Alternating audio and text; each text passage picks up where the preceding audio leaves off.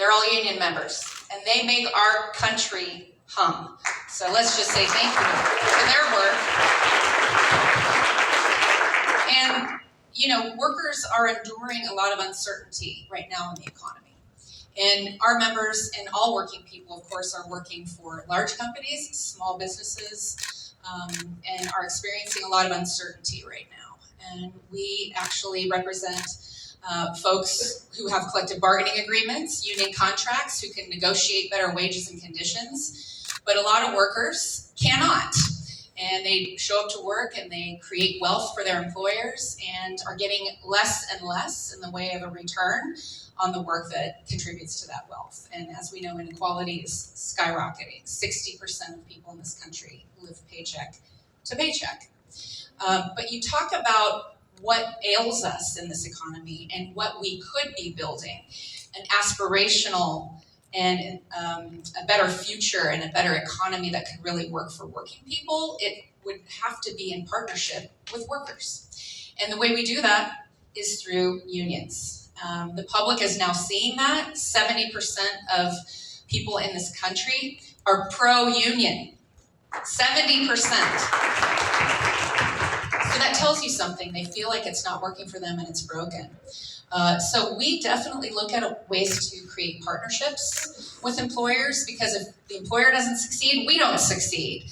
And when you said small business hasn't really worked with unions, I would have to beg to differ. Give us some examples. Give us some good examples. Because if you think about construction, 70% of construction firms employ 25 people or less. And they are out there on their own.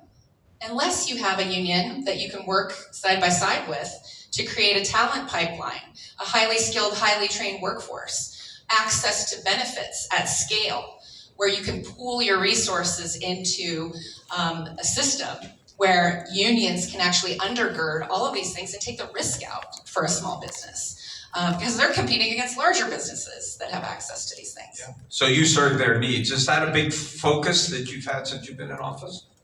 Well, I think people think of unions as adversarial or confrontational, and we will stop traffic. Yes, we will.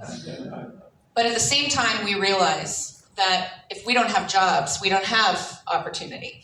And unions really are a way to solve a lot of the issues that we're having in our economy, because working people feel powerless. They feel like they're out there on their own. They're not able to provide for their families.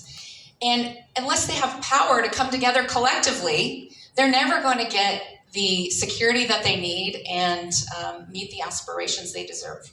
Well put. And so, Priscilla, you run a socially responsible bank. There are some people in this country who think that's an oxymoron. So why don't you describe what that is and how it works and what you do? Okay, but I first have to start with where Liz left off, because we also believe in collective action. And we believe in it because we are the evidence of it. Amalgamated Bank was started by the Amalgamated Clothing Workers Union members. These were mostly immigrants who were in the needle trades, back then it's called, the textile workers here in New York. They couldn't get banking and they couldn't get fair treatment, and so they started a union, they started a bank. And we're the result of that, proud members. So we certainly get it.